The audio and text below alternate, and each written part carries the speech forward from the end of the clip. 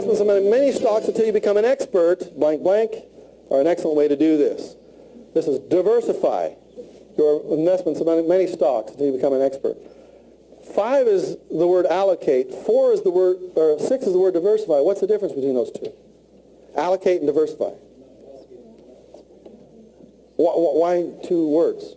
Allocate is to separate into 3 kinds of investments: mutual funds or stocks, bonds, and cash. That's allocation. But inside those groups of stocks, you need to diversify. You should never buy one stock. You should probably invest in 7 or 8 different stocks, because if one wipes out, you have the other ones to kind of keep you careful. Mutual funds are an excellent way to do this. You can invest in individual stocks, but much better for you to be doing mutual funds. Next point here, number 7. I want you to track an imaginary portfolio. If you don't have money, if you only got $100 to get started with and $25 a month, I'm going to ask you to turn on your awareness a little bit more by doing what I call an investment challenge. And I'm going to ask you to select 3 kinds of investments: the money market account, some stocks, some specific stocks, and some mutual funds, and to pretend like you got $100,000. Just make it up out of the air. If I had $100,000, where would I put it? Because one of these days you will, won't you? Yes. If you don't now, you're going to. Yes. So I'm going to ask you to pretend like you're rich already. And I'm going to ask you to allocate your money over these 3 kind of classes. Write down the names of the companies you're picking. How much of your money are you going to put in IBM? How much of your money are you going to put in, some Wells Fargo or whatever it happens to be? What's the symbol of that stock? And then I want you to track that stock over a period of time. Same thing with mutual funds. Open up your USA Today and take a dart and throw at it. Pick something right out of the hat. Start tracking it. And watch what happens to its value over a period of time, so you get the experience, so it gets into your blood, so you really get to sense what it's like. Because even some of you, well, the reason I'm asking you to do this is because some of you guys are going to live to 100. Some of you are going to live to 110. In fact, many of you are using Usana, sky's the limit, you know what I'm saying? You just never can tell. You're going to live way past your retirement age. Some of you are going to think you're going to retire at 65. You have 35 years left. What are you going to do with your life? You're probably going to have several businesses going on when you're 80. And you're going to be investing in your stock portfolios. Some of you are in your 30s and 40s. You've got years to get this into your system of how to make this money grow. And you've got years to train the people who are going to come along after you on how you want your money to be distributed when you're gone. Because you're going to go. So it's time for you to figure out the rules you want your money to be managed by when you're not here any longer. And so this is an excellent way to do it. You just pretend like you got the money and you start investing it. And your awareness is going to peak up, and you're going to get a whole lot better investing decisions based upon what you do here. Keep on going. With experience, this is what Warren Buffett says, with experience you can afford to, see up here I said diversify your investments if you're investing in specific stocks or mutual funds. But Warren Buffett says with experience you can afford to concentrate. And what he says down here is, put all your eggs in a few baskets and then watch those baskets. Carnegie said that too. Don't try to figure out what the market is doing. Figure out businesses you understand and concentrate on them. Diversification is protection against ignorance. But if you don't feel ignorant, the need for it goes down drastically. Warren Buffett is not ignorant. And therefore he does a lot of concentration. Number 9, blank your companies regularly, track them regularly, watch them, look over them. As Peter Lynch said, who was the manager of Fidelity Magellan for many years, one of the best long-term plays in the world, he says, if you don't study any companies, you have the same chance of success buying stocks as if you do in a poker game if you bet without looking at your cards. That'd be pretty stupid, wouldn't it? To bet money without looking at your cards. And therefore, You need to check your companies regularly, see if they still have market dominances. And number 10, the blank you invest, the lower your risk. The longer you invest, the lower your risk. What I'm trying to teach all of you guys to do is to invest even in an imaginary way. Because the longer you invest, even play money, the lower will be your risk when the time gets to the point where you've got lots of money to really play with. Okay? And your goal, everybody's goal in the room, is to take their surplus investment money and to make it grow at least 10% rate of return every year, and hopefully more than that. Okay? Skill number 5 is how do you make money? Now, I've already got some of my money going out of my life and into my mutual funds and my bonds and stocks and things of that nature, even if it's only $25 a month. You can do that. But that's not enough. The future requires everybody in this room and everybody you ever meet from now on to become an entrepreneur, a home-based business person, whether it's a network marketing company, which is one way to do it, or to own your own business of some sort, do some real estate investments. All of you in this room have to own your own business somehow. You've got to own it. It used to be in the past that we could become part of a company and buy that company and put our whole lives into it, but that's changed. It just drastically has changed. And it's been caused by global competition. These computers that are now sitting on our desks, you remember when those were not prevalent? How many of you took computer classes in college and you had a big mainframe that you spit cards into? You remember what that was like? Okay, that world is gone forever. The power of that mainframe is now sitting on your laptop computer. The big room of the first computer would fill up a room this size is now found on one Pentium chip. And it's a massive difference for our future. Each of you has to be a business person. What business are you going to go into? Since you've got to do it. Well, we're going to talk about skill number 5 here in just a moment, and that's the skill of creating wealth flowing to you from your own operation of a business, whether it's a service that you provide for somebody, or whether it's a widget that you're selling, or whether it's information that you're trying to market.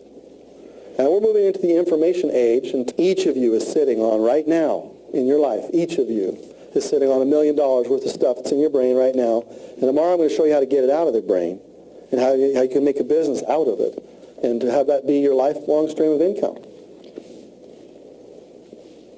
But we need to focus right now on which of those 3 you want to do. Do you want to be a provider of information, a provider of service, or a provider of widgets?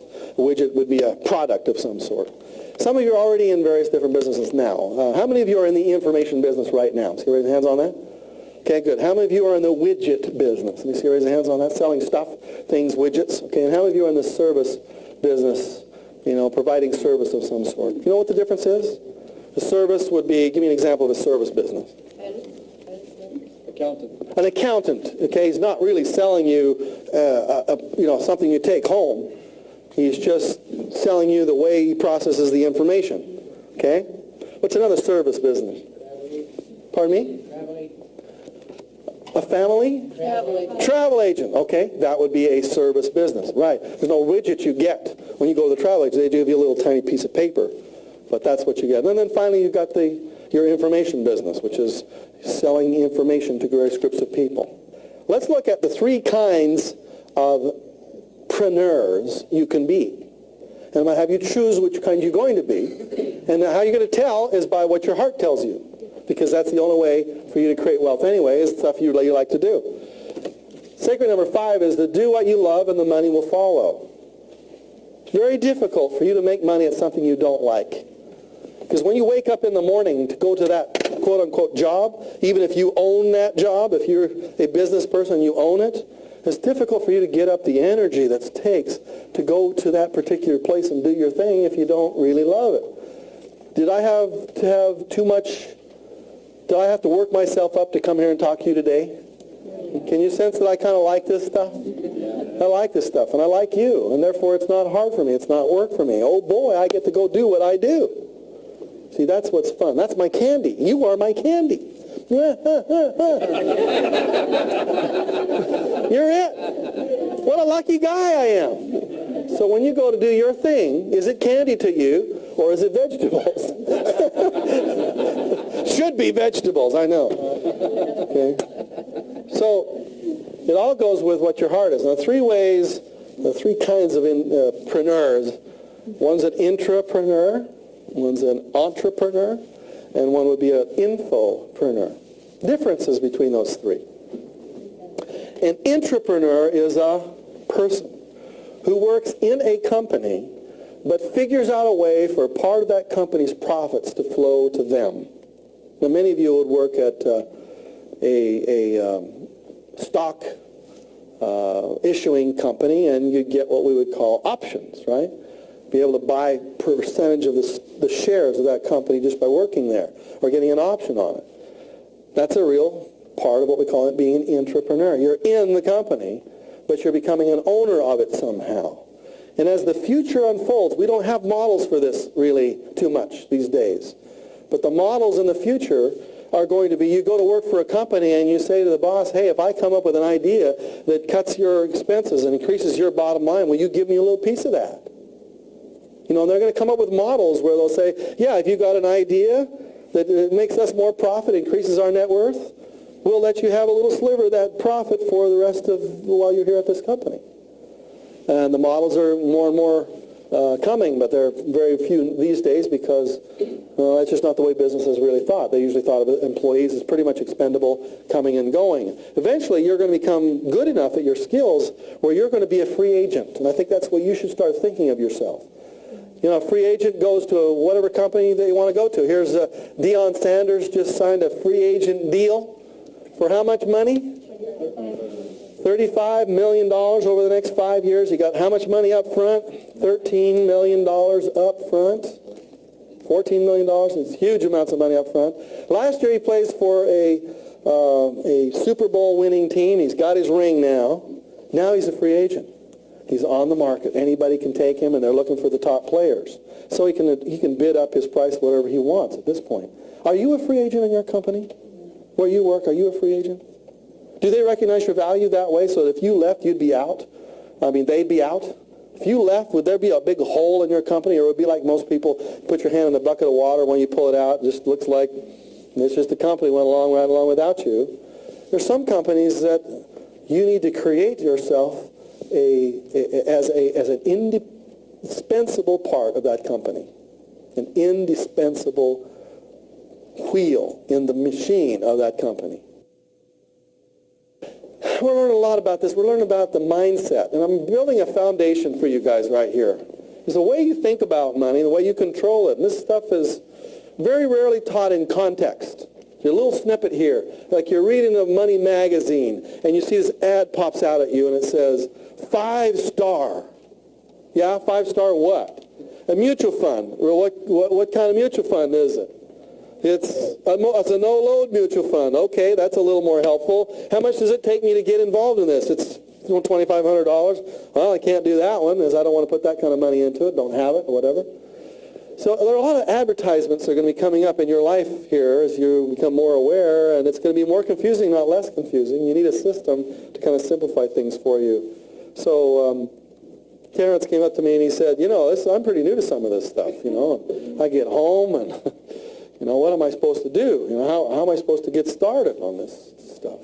I mean, how do I know how much extra money I have in my life? I've just barely started using this money tracker thing, so I don't know how much extra money I have to put into these investments. And I just said, well, pick $50 or $100, start off with some minimum amount that you think you can handle. You know, look in a money magazine. Just open up money magazine and look through the ads and see which ones turn you on. And then just call them on the phone. They give you a toll-free number right in there. What's your minimum investment? I only got $100 to start with.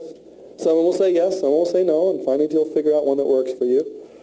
Or you call in the yellow pages, you call somebody who's a financial planner and handles mutual funds, and you ask them what you can get involved in.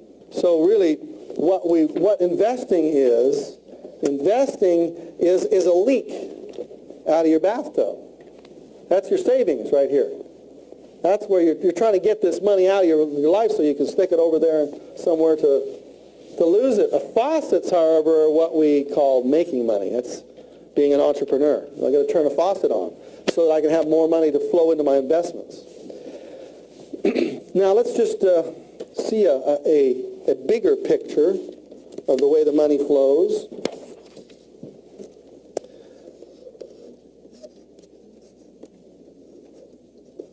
There's our two faucets, and the money's flowing in here, and then money's leaking out here at the bottom.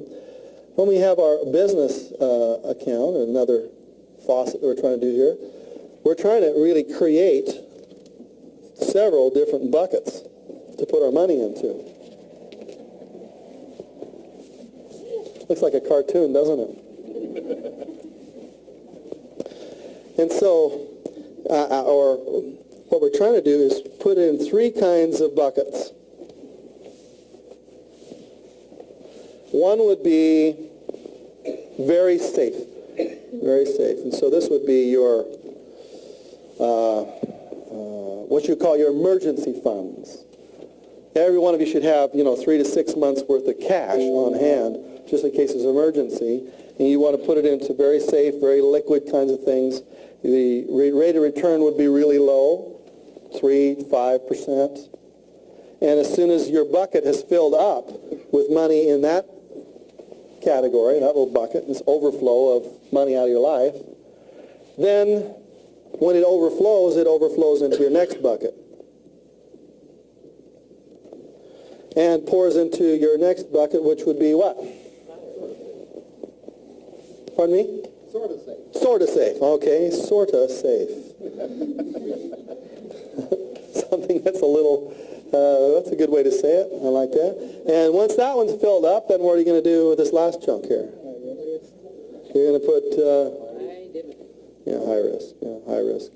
Riskier things. Okay. Kind of risky. And so sort of safe, now they're kind of risky. Okay. Kind of risky. Okay.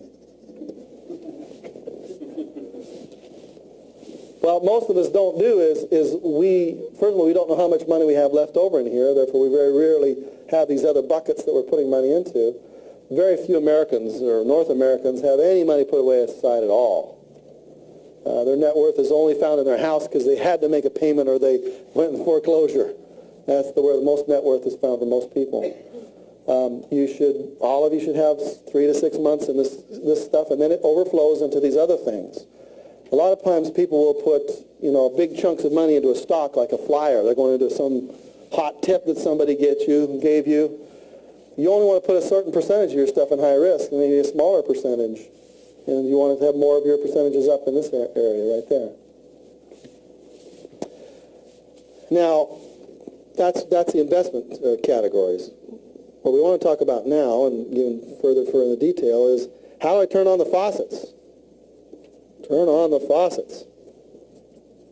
Because all of wealth is a process of turning on faucets and plugging leaks.